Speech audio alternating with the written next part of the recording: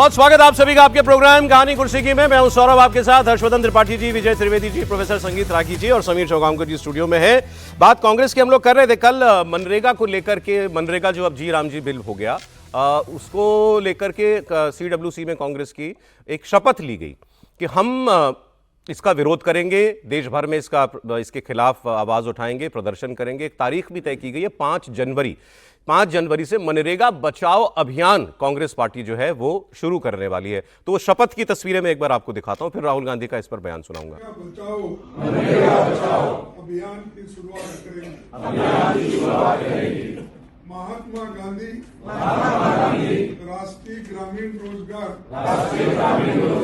Guarantee अधिनियम मनरेगा की हर हालत में रक्षा करेंगे।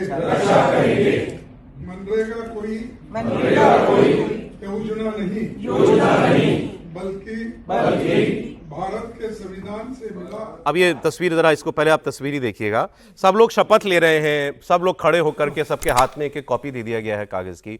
राहुल जी कुछ शब्द बोलते हैं फिर चुप हो जाते हैं, राहुल जी फिर कुछ बोलते हैं फिर चुप हो जाते हैं, फिर कभी वो कोई और आ जाता है उसको देखने लग जाते हैं। मतलब वही जो हम लोग बात कर रहे थे कि भाई इतनी इंपॉर्टेंट चीज है ये। लेकिन आपने जो सबसे अच्छी बात कही वो तो आप छोड़ दे रहे हैं। हाँ। आपने कहा कि क्या अडानी को लेना देना है। हाँ वो सुना तो सुना नहीं, सुना है, हम लोगों ने भी अभी ब्रेक में सुना कि अडानी जो है अब आगे का उनका प्रोजेक्ट है भारत के अंदर कृषि व्यवस्था में जो जमीन इधर उधर हो गया है, खेतों का मेड़ बनवाएंगे। हाँ, उसमें पानी का व्यवस्था कराएंगे। क्योंकि राहुल गांधी ने ये कहा कि ये बहुत बड़ा पाप कर रही है ये बीजेपी की सरकार। मनरेगा के अंदर जो रोजगार गारंटी थी अब वो केवल कागज पे रह जाएगी और अब पंचायत स्तर पर जिस तरीके से डिमांड ड्रिवन वर्क हुआ करता था वो अब नहीं हो पाएगा। अब इसकी बहुत समालोचना इसकी बहुत हो चुकी है कि इस बिल में क्या बदला है, क्या नहीं बदला, पहले से बेहतर है कि खराब है, उस पर मैं नहीं जा रहा हूं। राहुल गांधी का आरोप यहां भी जुड़ा अडानी से, वो समझना चाह रहे हैं। देखिए आप।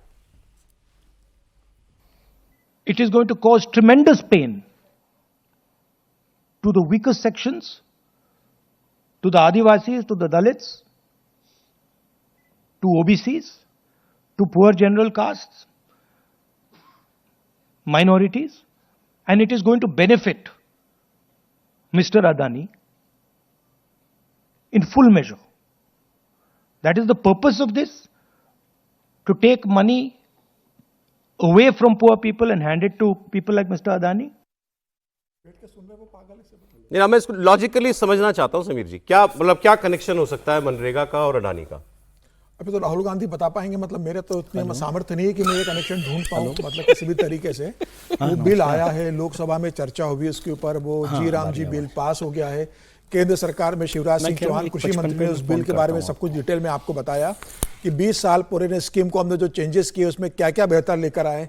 आपने उस चर्चा में हिस्सा लिया और चर्चा में सिर्फ आप ये बात करते रहे, बाहर इस बात का प्रदर्शन करते रहे कि महात्मा गांधी का आपने नाम हटा दिया। सिर्फ नाम पर लेकर आप पूरे समय प्रदर्शन करते रहे। आप एक बार भी पार्लियामेंट के अंदर ये नहीं बता पाए या बाहर पत्रकार वार्ता लेकर ये नहीं बता पाए कि किस तरीके से केंद्र सरकार ने महात्मा गांधी के नाम पर जो योजना चल रही थी कांग्रेस की 20 साल पुरानी, इसको कैसे खत्म करने का काम किया। बताते ना उस बात को लेकर, तथ्यों के साथ आते, जनता सुनती, सरकार उसका जवाब देती। इतना भी नहीं बताया तो ऐसी कौन सी बात है जो जिसमें लोगों को रोजगार नहीं मिलेगा।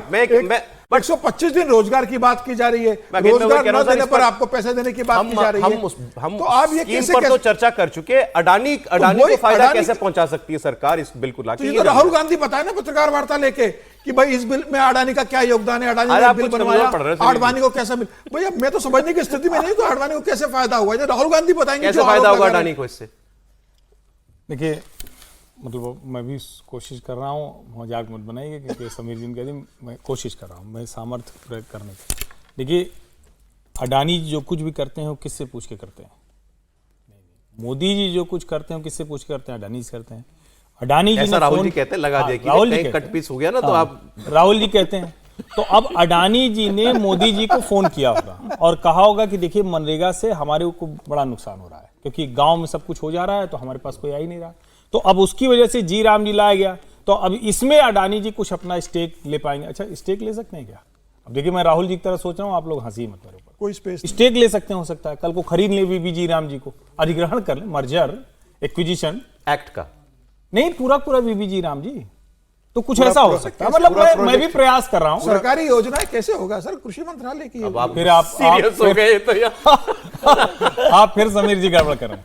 क्यों? जब अपना ही है तो उसमें क्या दिक्कत? एक एक्ट लाइन कर देंगे। इसका मतलब आगे बढ़ते सर। नहीं, आगे बढ़िए। वे ये कहना चाहते हैं कि राहुल जी जो बोलते हैं बिना सोचे हुए भी बोलते हैं और अधिकांश बात बिना सोचे बोलते हैं, इसलिए गंभीरता से मत अब लीजिए। लेकिन इतना तो दिखता है कि उनको अडानी जो है ये मतलब प्रधानमंत्री पे चिपकाना है, जैसा अभी अर्जी कह रहे थे कि भाई मोदी और अडानी जो है और ये पिटा हुआ सब नारा मिलके है। करते हैं। सबसे बड़ी बात है, ये प्रॉब्लम वो पिटा है कि हुआ वो- चीज है। वो कोई उससे- इसको एक्सेप्ट नहीं उससे कर रहा है बाहर देश नहीं में। निकल पा रहे हैं वो, या उसको प्रूव नहीं कर पा रहे हैं। दोनों दोनों में से कोई एक करे। कई बार होता आगे है, देखिए कई बार एक मिनट रुकिए।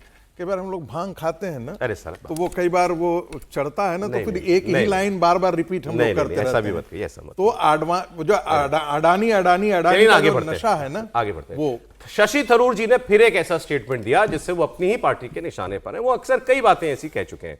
अब उन्होंने इस बार ये कहा कि विदेश नीति किसी पार्टी की नहीं होती, विदेश नीति देश की होती है। और अगर कोई व्यक्ति अपने प्रधानमंत्री की हार पर खुशी मनाता है तो वो वाकई भारत की हार पर जश्न मना रहा होता है। ये उन्होंने कहा कि मान लीजिए साहब, जैसे मतलब ट्रेड वॉर चल रही है, अमेरिका ने आप पे टैरिफ लगा दिया, तो कोई खुश हो इस बात पे कि मोदी पिट गया या ट्रंप से मोदी जवाब नहीं दे पाए, मान लो कोई ऐसी बात कहता है और कोई उस पर खुश हो, तो थरूर ने कहा कि ये देश का मामला है और विदेश नीति का मामला है। विदेश नीतियां तो इन कंटिन्यूम चलती हैं, एक सरकार से दूसरी सरकार को बेटन हैंडओवर होता है। कोई हर सरकार आती ही विदेश नीति नहीं बदल देती है। तो आपके प्रधानमंत्री, अगर मान लीजिए कहीं कोई ऐसी बात है कि प्रधानमंत्री का कोई इनिशिएटिव जो है वो काम नहीं किया, कुछ भी हो गया, तो खुश मत होइए, फिर इसका मतलब आप देश की हार पे खुश हो रहे हैं।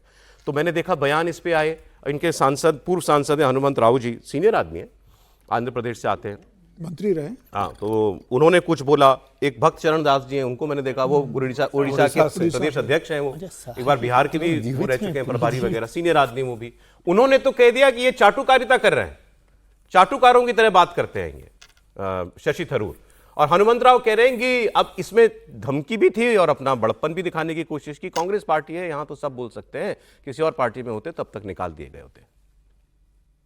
हमारे पर मोर डेमोक्रेसी सभी बोलते रहते हैं, हमारे पास का जैसा है क्या कर, दूसरी जगह कुछ बोले तो इमीडिएट एक्शन लेते, हमारे पास लेते मोर डेमोक्रेसी है तो बोले उनका एक सोचूंगा, मगर पार्टी का सोच नहीं है। मैं बोल रहा हूँ प्रधानमंत्री जब एक सुई भी तैयार नहीं होता था हिंदुस्तान में, आजादी के बाद जब प्राइम मिनिस्टर बना, देश को पंचवर्ष प्रणाली का बनाया, डैम बनाया, पूरा BHEL जैसा इंडस्ट्री से आए, अब उनको भी अपमान कर रहे हैं। और आखिरी में जाति पिता कौन बोले, सुभाष चंद्र बोस बोला, उस वक्त तो उनका सोचना अलग था, इनका सोच, उन्होंने तो बराबर सिपाहियों को तैयार करना, ब्रिटिश से लड़ना बोला, इन्होंने बोला नहीं अहिंसा से मैं जाति पिता बोले, सो वाले को भी अपमान कर रहे ना जी।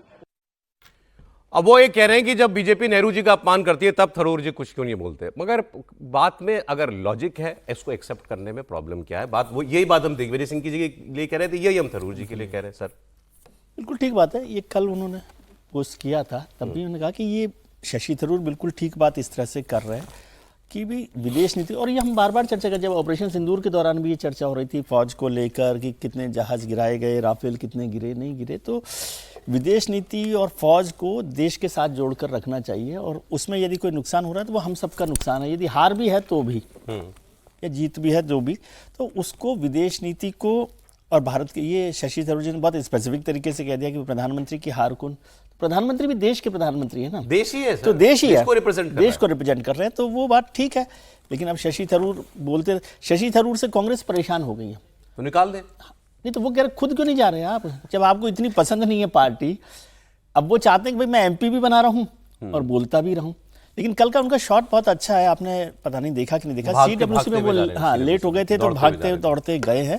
और वो विदेश नीति के पार्लियामेंट्री स्टैंडिंग कमेटी में कांग्रेस की तरफ से चेयरमैन भी हैं। भाई ये तो करियर डिप्लोमेट है, तो उनकी बात एक तस्वीर आपको और दिखा देता हूं, चलिए बस फिर आगे हम लोग SIR की बात करेंगे, बड़ी खबर है उसमें भी। कल जब ये कांग्रेस की CWC चल रही थी तो बाहर कुछ लोग प्रोटेस्ट कर रहे थे, मांग कर रहे थे रादर। ये देखिए तस्वीर इंदिरा भवन के बाहर की है। ये क्या मांग रहे थे मालूम है आपको? ये मांग रहे थे कर्नाटक के लिए दलित मुख्यमंत्री।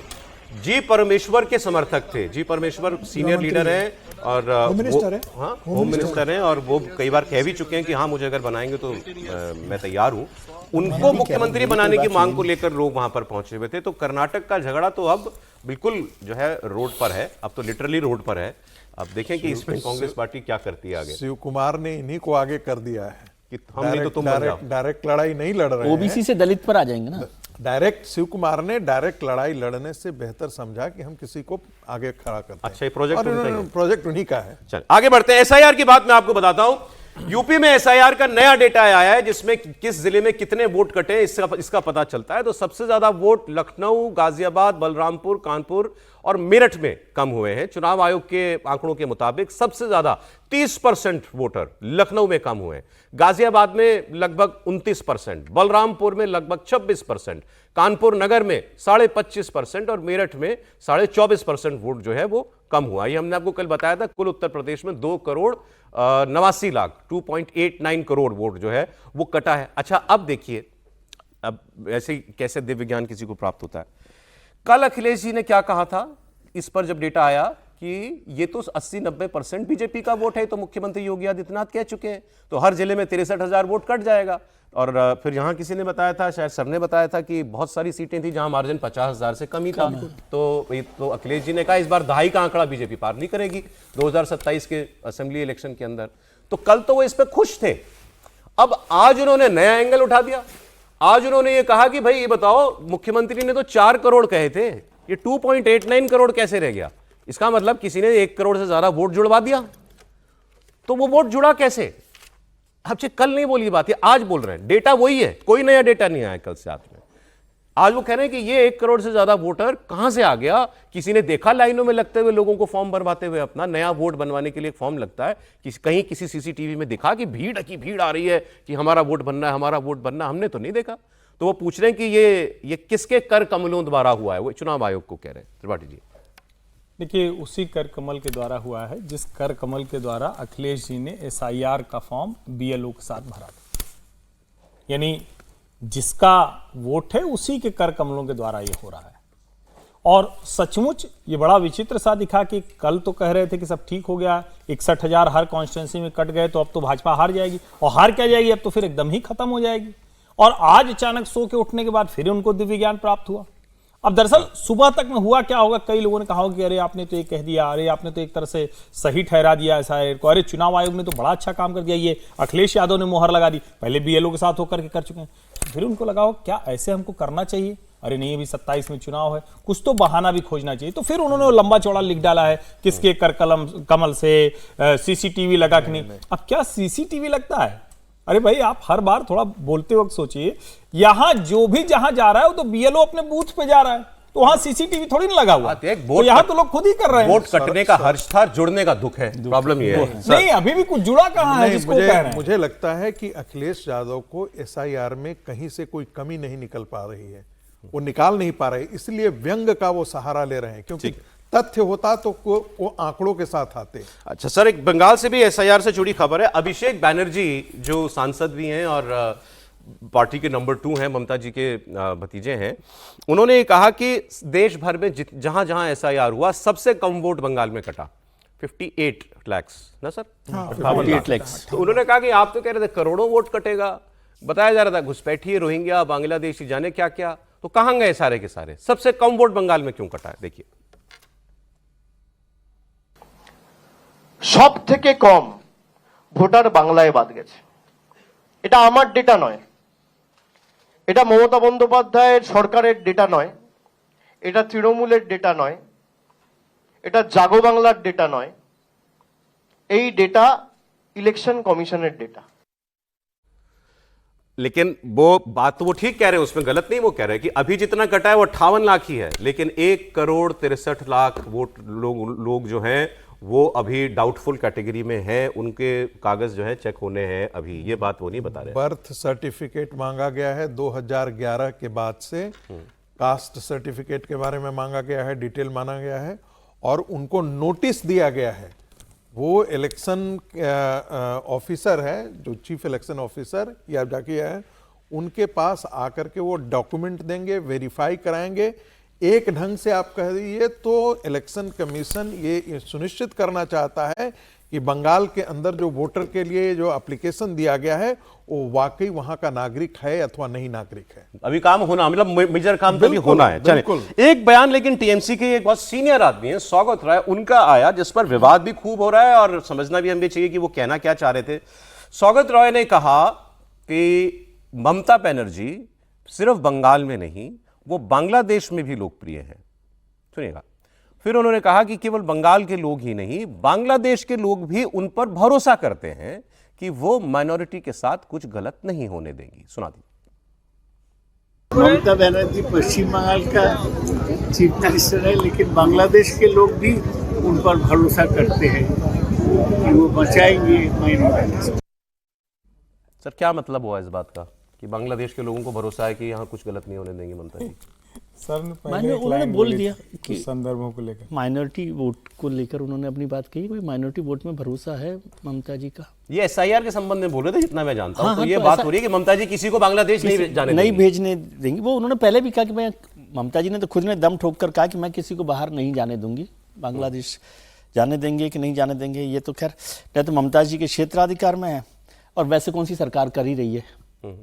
तो वो जो लोग खुद बॉर्डर की तरफ भागे थे एसआईआर के बाद, तो उनको रोक भी लेती, क्यों जा रहे हो तुम? जो खुद कह रहे थे कि हम बांग्लादेशी हैं, उनको भी रोक लेना चाहिए था फिर। ये जो बांग्लादेशी अपने आप को बता के जा रहे हैं वो जा रहे हैं, उसका रिकॉर्ड, लेकिन अभी तक सरकार ने उसका रिकॉर्ड भी नहीं दिया। आपने 4 फोटो 25 दिन तक चला कर ऐसे लगा दिया कि जैसे कोई 10 लाख लोग। ये आप जाती कर रहे हैं। हजारों लोग थे, हजारों हमारा लोग थे रिपोर्टर ना। 1 हफ्ता वहीं रहा है सर, 2 हफ्ता वहीं रहा है। हजारों लोग थे ना। अरे तो वहां तो 1.5 करोड़ लोगों की बात आप कर रहे तो हो। वो अभी बात हुई, तो 1.5 करोड़ लोगों में 1000 लोग होना हैं। है। और बांग्लादेश में, बांग्लादेशी तो देश भर में है ही, इसमें कोई शक ही नहीं है ना। तो फिर इस ये पर debate- मैं पॉलिटिक्स समझना चाह रहा हूं। सौगत राव ये मैसेज देना चाह रहे थे कि बांग्लादेश के लोगों को भी मालूम है ममता बनर्जी किसी को बांग्लादेशी बता के यहां से नहीं जाने देंगे। हाँ, ये तो बात क्यों ठीक नहीं जाने देंगे? मेरा सवाल ये है, बांग्लादेशी है तो जाएगा। सर, स्वागत राय ने अधूरा बोला। सिर्फ बांग्लादेश का जिक्र नहीं करना था, उनको यह भी कहना था कि ममता बनर्जी पाकिस्तान में भी उतनी ही लोकप्रिय है, क्योंकि पाकिस्तान की जनता भी जानती है कि किसी भी मुसलमान को ममता बनर्जी बंगाल से बाहर नहीं जाने देगी, घुसपैठियों को। जैसे बांग्लादेश के नहीं जाने देगी, वैसे पाकिस्तानी लोगों को नहीं जाने देगी। ठीक है सर। ये सीधे सीधे चुनाव को देखकर दिया गया बयान है, और ये बांग्लादेश के लोगों को भाई कि आप कहीं जाने की जरूरत नहीं है। आपका 11 साल में हमने जो एक इंडस्ट्री खड़ी की थी कि आपका आधार कार्ड बनवाएंगे, आपका राशन कार्ड बनवाएंगे, आपको बांग्लादेश के घुसपैठियों को बंगाल की नागरिकता देंगे, उस क्रम को हम चुनाव जीतने के बाद ठीक है, वो मेरे पास उसके बाद पूरी डिटेल खबर है, ये नेक्सस कैसे काम करता है आगे बताऊंगा। हाँ, बांग्लादेश के हिंदुओं को ये सोचना चाहिए कि कहीं ममता बनर्जी यदि आने वाले दिनों में वोट कर दें तो कहीं पश्चिम बंगाल को बांग्लादेश न बना दें। ये ज्यादा खतरा है उनके लिए। जिस प्रकार से सीमावर्ती क्षेत्रों के अंदर जिस प्रकार से दंगे और जिस प्रकार से हिंसा हुए हैं हिंदुओं के खिलाफ, जी सर, वो उसी बात का संकेत है, और वहां के हिंदुओं को इस बात की चिंता करनी चाहिए। एक कंट्रोवर्सी खड़ी हुई है, अब वजह क्या है ये अभी सर लोग बता देंगे। बाबा बागेश्वर, पंडित धीरेन्द्र शास्त्री जी, बागेश्वर धाम वाले, उनके और कांग्रेस पार्टी के एक पूर्व मुख्यमंत्री और सीनियर नेता भूपेश बघेल, इनके बीच में कुछ चल रहा है। और भूपेश बघेल ने, कल मैंने देखा लंबा चौड़ा उनका बयान था मीडिया में कि ये तो बीजेपी के एजेंट हैं और ये कोई धार्मिक पुरुष थोड़ी हैं। हमारे यहाँ छत्तीसगढ़ में बड़े बड़े महापुरुष हैं, आए उनके साथ जरा शास्त्रार्थ करके देख लें, हमें पता लगे कि कितना इनको धार्मिक ज्ञान है, ये हमको पता लगे। लेकिन ये क्यों इनके पीछे पड़े? क्योंकि मैंने इनको किसी पार्टी का नाम लेके कुछ कहते आज तक नहीं देखा, धीरेन्द्र शास्त्री जी को। किसी जो ये हिंदू राष्ट्र की बात करते हैं, ये कहते हैं जाति हटाओ, सब जाति भूल जाओ, ये बात करते हैं, ये कहते हैं हिंदू राष्ट्र बनाना है हमको, ये सब ठीक है। लेकिन किसी पार्टी का नाम लिया हो, बीजेपी का नाम लिया, आरएसएस का नाम लिया हो, ऐसा कभी नहीं मैंने देखा। एक बार सुन लेते हैं, एक बार क्या कहना था भूपेश बघेल जी को इन पर।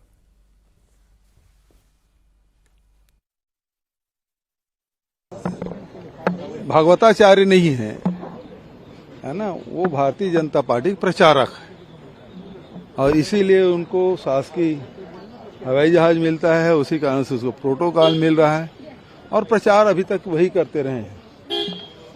तो ये भारतीय जनता पार्टी इस प्रकार से बहुत लोगों को चुपचाप मदद करती रही है, लेकिन अब ये खुलेआम हो रहा है और शासकीय धन का दुरुपयोग हो रहा है अपने पार्टी के प्रचार के लिए।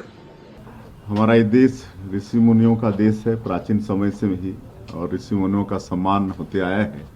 और आज अगर बागेश्वर धाम के पीठाधीश्वर को अगर वो बीजेपी के एजेंट कह रहे हैं तो ये सनातन का अपमान है और बागेश्वर धाम का अपमान है। लोगों ने तो ये मैं क्या है क्या समीर जी, क्या कहानी है? धीरेन्द्र शास्त्री के पीछे क्यों पड़े हैं कांग्रेस के लोग? देखिए, धीरेन्द्र शास्त्री के साथ और कांग्रेस का तो पुराना विवाद रहा, हालांकि ऐसा नहीं है। मतलब धीरेन्द्र शास्त्री ने तो कमलनाथ के लिए भी छिंदवाड़ा में किए थे, लेकिन जिस तरीके से चुनाव के बाद और जिस तरीके से हिंदू राष्ट्र की वो बात करते हैं लगातार, अभी उन्होंने हिंदू राष्ट्र के लिए पदयात्रा भी की थी और एक गाँव बनाया कि गाँव बनाएंगे जहाँ सब हिंदू लोग ही रहेंगे, किसी और को वहाँ रहने की अनुमति नहीं होगी। तो कांग्रेस की विचारधारा से और कांग्रेस से ये मैच नहीं खाता। और जिस तरीके से उनका बयान रहे, जब मध्य प्रदेश में चुनाव थे तब उनकी वहां पर जो कथा हुई थी या फिर राजस्थान में हुई, तो पार्टी को ये लगता है कि भाई धीरेन्द्र ये सरकारी विमान इन्होंने मध्य प्रदेश बुलाया था। पुलिस अधिकारी लोगों ने जिस तरीके से उनका मतलब ये तो गलत है नहीं, पुलिस अधिकारियों ने जूते उतारकर जिस तरीके से उनका वहां पर पूजा की तो उस पर कांग्रेस ने मुझे लगता है आपत्ति दर्ज कराई है। ठीक है, अपने अपने सरकारी विमान से रायपुर पहुंचे थे भाई, ये बात तो गलत है, ये तो नहीं। तो ये बात हुई है, ये सरकारों का काम नहीं। क्या गलत है? क्यों इसमें श्रीमती इंदिरा गांधी महेश जोगी को नहीं बुलाया? अब फिर मैं तो जानना चाहता हूँ, ज्ञान विजय तो वरिष्ठ है। सरकारी विमान में छत्तीसगढ़ के एक मंत्री थे, तो ऐसा हो सकता है कि मंत्री कहीं जा रहे होंगे तो वो ऐसे ही करते हैं, ऐसे ही करते हैं। मतलब बचना चाहिए इन चीजों से, बचना चाहिए। और वो जो वहां पर पुलिस ऑफिसर जो है वहां पर पुलिस ऑफिसर जूते खोल के उनके पैर छू रहे हैं। धीरेन्द्र शास्त्री आज के दिन में इतने ये हैं कि उनके पास बहुत सक्षम है, वो अपना चार्टर करके चले जाएं। तो उसमें किसने मना किया? एक तो ये कि वो सक्षम है, और दूसरा अगर किसी मंत्री के साथ जा रहे हो तो अब मुझे तो नहीं पता है कि वो चुनाव के समय तेजस्वी जी अलग अलग जाति के नेताओं को बैठाए थे, तो कौन सा किस तरह वो से तो उनका प्लान था ना। मैं आगे आ रहा हूं सर। जितनी सरकारें हैं उन सरकारों में क्या उनके मुख्यमंत्री उनके लोगों के साथ लोग नहीं जाते हैं? और अरविंद केजरीवाल भगवंत मान के हेलीकॉप्टर में किस क्षमता से, किस हैसियत से घूमते रहते हैं? जब सोनिया जी किसी भी ऐसे कांग्रेस शासित राज्य के मुख्यमंत्री के साथ जाती हैं तो किस क्षमता से जाती हैं? तो ये भी सवाल बीच में होना है। सारा सवाल सिर्फ भगवा पहने हैं उसी से करना है। कुछ लोगों ने कहा कि आप जब जाते हैं ब्रेक पर तो कोई अच्छी चीज, कोई अनूठी चीज कुछ दिखाते जाए। एक अच्छी तस्वीर मिली आपको ब्रेक पर जाते जाते, आप देखिए उसको। बाल पुरस्कार जब अनाउंस हुए हैं उसमें एक छोटी सी बच्ची, 9 साल की शायद बच्ची है, वो 7 या 9 साल की बच्ची है, वो प्रधानमंत्री के सामने जो है वंदे मातरम गा रही है। सुन लीजिए आप। एक प्यार सोनिया, एक दिल चाहिए दैट्स मेड इन इंडिया। देखी है सारी दुनिया, जापान से लेके रशिया, ऑस्ट्रेलिया से लेके अमेरिका। वंदे मातरम, वंदे मातरम। जहाँ वह सारा चाहते खिलिया है, कहीं भी तेरे जैसा कोई नहीं है। 80 नहीं 100 दिन दुनिया घुमा है, नहीं कहे तेरे जैसा कोई नहीं। मैं गया जहाँ भी बस तेरी याद थी, जो मेरे